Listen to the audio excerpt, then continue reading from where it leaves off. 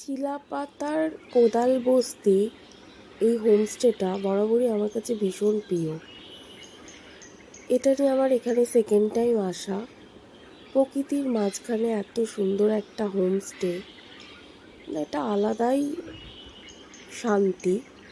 চারদিকে শুধুই সবুজ আর সবুজ, যত দূরেই চোখ যাক না কেন ঘন জঙ্গল ছাড়া আর কিচ্ছু নেই।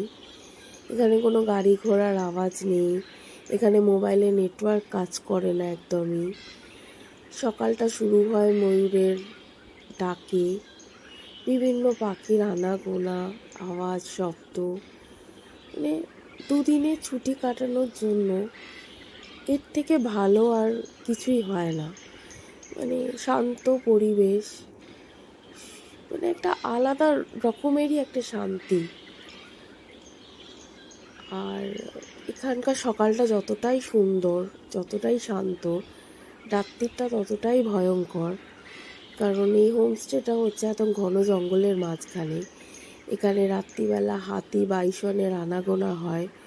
রুম থেকে বসে সেটা দেখেছি, উপভোগ করেছি।